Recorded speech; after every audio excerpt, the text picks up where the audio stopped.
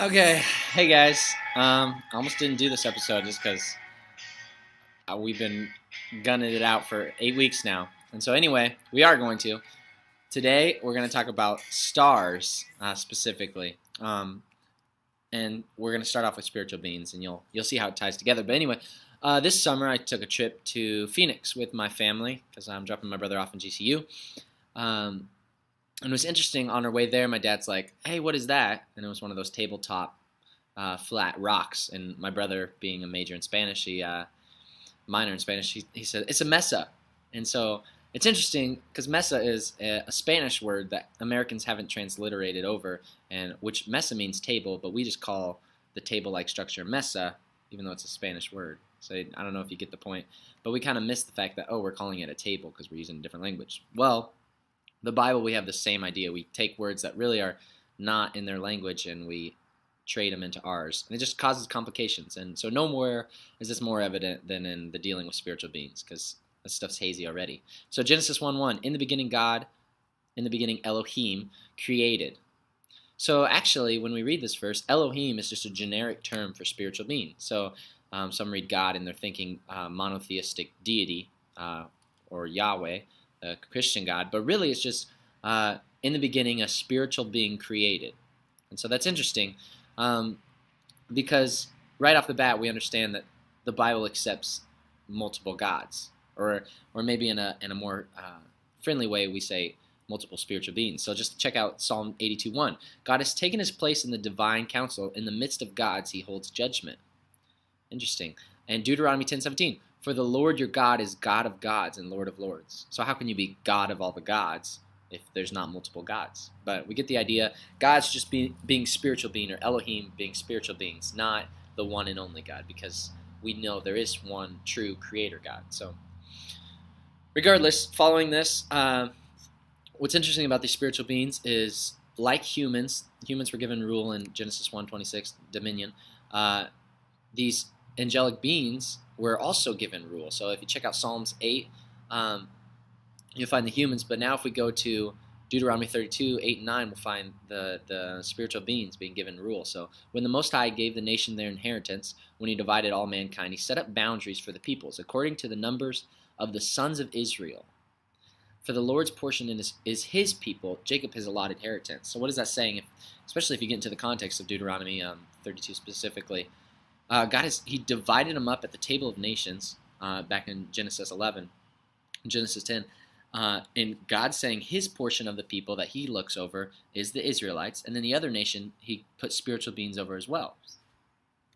So following this out, one really important concept to get with spiritual beings is that they're very closely associated with stars, and we can't delve into exactly what that means and how that plays out, but just check out these passages. Deuteronomy 4:19, and when you look up to the sky and see the sun, the moon, and the stars, all the heavenly array, do not be enticed into bowing down to them and worshiping things the Lord your God has apportioned to all the nations under heaven. There you see Deuteronomy 32 again, but now the stars are associated as spiritual beings. That are Isaiah 40:26, lift up your eyes and look to the heavens. Who created all these things? He who brings out the starry host, the starry army, one by one, and calls forth each of them by name. Or Revelation 1:20, very straightforward. The mystery of the seven stars that you saw in my right hand and of the seven gold lampstands is this. The seven stars are the angels of the seven churches.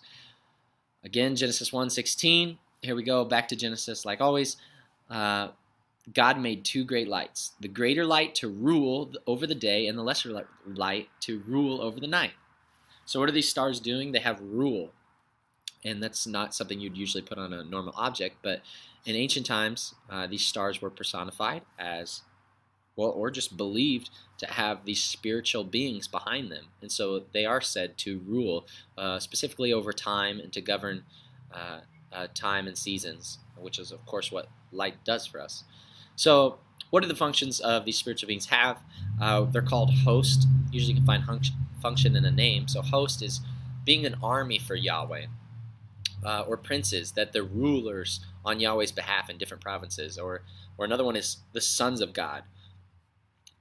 And which sons of something means that you're in the same realm. In this case, it'd be the same spiritual realm as a father, and their father would be Yahweh. So they're in the spiritual realm. But specifically, what's important? This is kind of just a load of information at you. But what's interesting is when you start comparing spiritual beings and humans and how they relate. And so if you define them by their relationship to humans, if you look to Genesis 6, the famous passage about sons of God coming down and interrelating with female humans, it's that they mimic humans' decisions to disregard God's way. So remember in Genesis 3, the humans said, no, we're not going to follow your way to give us life.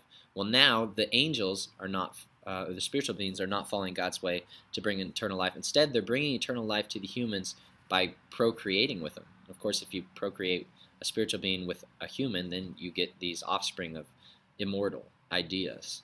Or at least that's the idea behind it, and it didn't work for them. Genesis 6 was a failing, just like the humans failed. But also with the relationship to the humans, they lead humans away from God.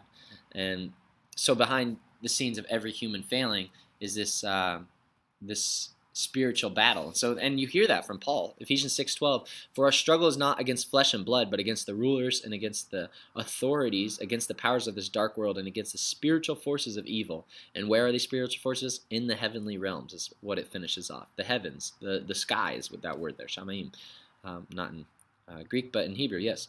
So maybe just to cap this off, I think there's two things that we can take away. First of all, this world isn't always going to be corrupted. There's messed up spiritual forces, which is why it's corrupted. But God says that he won't always allow this corrupt rule over us, causing problems. Because God's promised to judge those who have rebelled. If you read through Psalms 8 for hope. Yet it's also important to note that the biblical authors thought it was very important to tell you that there's a spiritual force behind all the problems of the world. And with this in mind, if it's a spiritual problem, then a spiritual solution is what you need, and that can only be dealt with by the cross. And so what the cross does, it provides power to you to inspire you against the power of God. So the spiritual realm, what do they have? They have a spiritual power. They have an invisible power to them. Well, the cross has an invisible power to it as well, as you see where true life comes from, and that is dying to yourself and giving your life to Christ, and where life ultimately doesn't come from, and that is seeking out your own way to eternal life, just like Genesis 6, the angels did. So, yeah, I mean, that one's an interesting, probably controversial one as well, but any questions, shoot me up, because I'd love to defend myself or dig into the Word with you. Cool. Hopefully that was beneficial. Fight the good fight. The spiritual battle's behind you. Do the diligent work to grow and to be prepared for the war that you're in.